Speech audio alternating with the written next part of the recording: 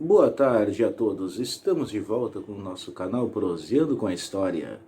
Eu me chamo Marcelo Valerão, aqui está a minha assistente de palco, a Foca, num dia muito quente no nosso estado, porque nós estamos muito acostumados com esse calor, né? Invernal, assim dizendo. Vamos falar sobre uma figura pouco conhecida da história do Rio Grande do Sul, mas que teve uma importância imensa. Essa figura viveu no século XVIII aqui e foi, digamos, o homem responsável por moldar o Rio Grande do Sul, como ele é, o Rio Grande português. Não esqueçamos dessa parte. De quem eu falo? Eu falo de Rafael Pinto Bandeira. Vem comigo que vocês vão conhecer um pouquinho desse camarada.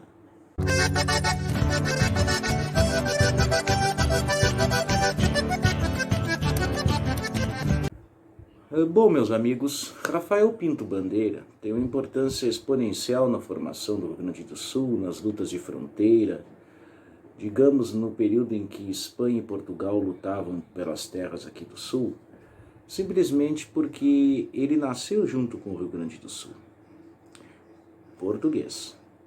Ele nasceu no ano de 1740, na então Vila de Rio Grande, apenas 3 anos da fundação dessa vila pelo brigadeiro Silva Paz. O pai dele, Francisco Pinto Bandeira, ele era um lagunista, ou seja, da cidade de Laguna, Santa Catarina, e tinha ganho muitas fortunas com a caça do gado selvagem. Esse gado selvagem ele havia sido deixado para trás no primeiro ciclo missioneiro, que vai de 1626 até 1642 aproximadamente. E as pessoas vinham para cá e se aventuravam. Desse mito que surgiu El Gaúcho, tanto aqui quanto na Argentina e no Uruguai, nessa pampa gigantesca sem fronteiras. Enfim, Pinto Bandeira, juntamente com seu pai, desde tenra idade, já lutou nas famosas guerras guaraníticas, isto é, em 1754, com apenas 14 anos, ele já estava na Batalha de Monte Grande. Essa batalha foi onde hoje é o município de Santa Maria. Logo após a consolidação do poder em que ele atuou no Rio Grande do Sul, ele foi um camarada que pensou diferente do que os outros. Por quê? O primeiro pensamento dele diferente foi simplesmente o ato de casar-se. Ele teve 3 casamentos, onde o primeiro casamento dele foi com uma indígena, filha de um cacique minuano, Dom Miguel Caraí. Portanto, ele já unificou os laços entre brancos e indígenas, porque ambos necessitavam para viver de uma forma harmoniosa e não se matarem. E basicamente também unificou os laços com a sua segunda esposa, com a tribo dos Guaranis, ou seja, ela era descendente das primeiras reduções do TAP, aquelas citadas já de 1626 até 1642, foram dizimadas pelos bandeirantes paulistas. Basicamente, com essa unificação que ele fez entre os povos, esquecendo da terceira esposa dele, ela aí já era uma branca europeia com bastante posses de terras. Como nós sabemos, eles unificavam a terra e mantinham nas mãos de poucas famílias, tipo um grande feudo, era considerado o Estado, ou Capitania de São Pedro do Rio Grande do Sul. Seguindo adiante, o porquê que ele tem assim grande expressão militar? Porque ele atuava de uma forma relâmpago, ou seja, as forças que estavam sob o comando dele eram aquelas forças que eram deixadas de lado da sociedade. Um desses caras, teoricamente falando, é o pai de Bento Gonçalves da Silva, Joaquim Gonçalves da Silva, que após as guerras de fronteira ganhou uma imensa quantidade de campo na várzea da Lagoa dos Patos. Tudo mostrado bonitinho e com auxílio da nossa assistente de palco, quando houver algum erro. Rafael Pinto Bandeira, como estrategista, ele lutou onde antigamente eram os campos neutrais, ou seja, aquela região de terras que partiam desde o município mais aproximado, Cristal, São Lourenço, Serra do Sudeste, Serra de Canguçu, até o centro do estado, que é Santa Maria. Então a atuação dele era gigantesca no estado, atacando os espanhóis e evitando com que esses se aproximassem mais da cidade de Rio Pardo, que nós tínhamos o Forte Jesus Maria e José II, chamado de Tranqueira Invicta. Basicamente, o campo de ação diplomática dele foi ainda superior a tudo isso, porque ele tinha sido acusado de contrabando com os espanhóis, ou seja, os espanhóis eram inimigos dele e ele havia contrabandeado com os espanhóis. Nesse sentido, ele foi acusado e foi obrigado a ir até Lisboa falar com a rainha Dona Maria, a soberana de Portugal, a mãe de Dom João VI e a avó de Dom Pedro, que foi o primeiro imperador do Brasil. Basicamente, ele chegando lá, ele conseguiu com a sua diplomacia ser assim meio que protegido pela rainha.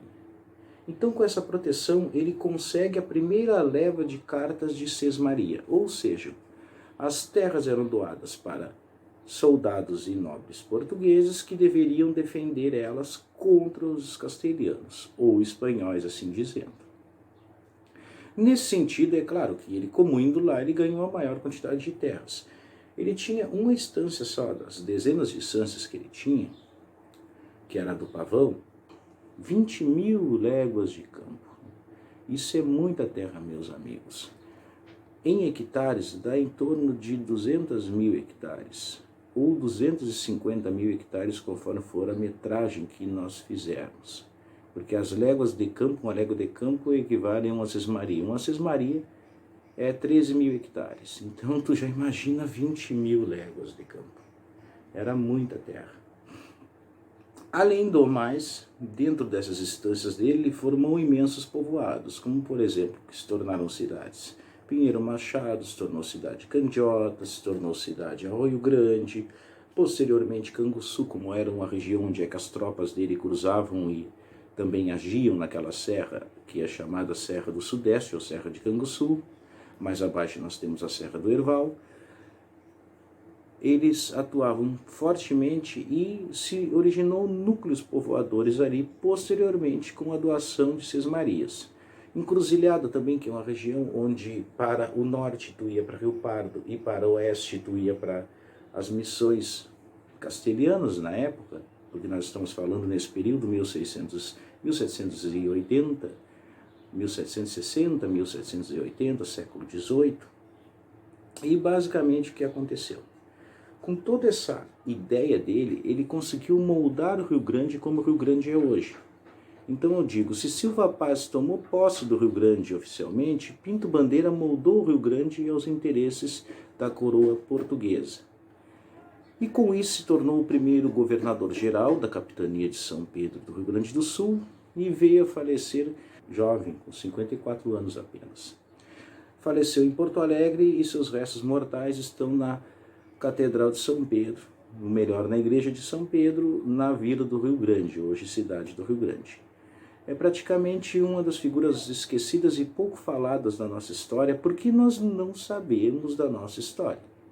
Por isso que, retomando com esse pequeno vídeo, o que eu faço? Dar um ponto de partida para quem tiver mais interesse em procurar saber quem era Pinto Bandeira. Um exemplo clássico sobre isso é a formação de caudilho. Ele é considerado um dos primeiros caudilhos aqui do Rio Grande do Sul. E o que seria o termo caudilho? Um líder que ultrapassava fronteiras. Ou seja, é uma herança castelhana que nós pegamos e por isso que nossa sociedade se transformou assim tão centralizada e cheia de líderes únicos. Mas que infelizmente aqueles que fizeram mesmo a guerra, como eram os indígenas e os próprios gaúchos, eles ficaram relegados à história. Um exemplo clássico, só para encerrar, meus amigos, é sobre a Guerra Guaranítica.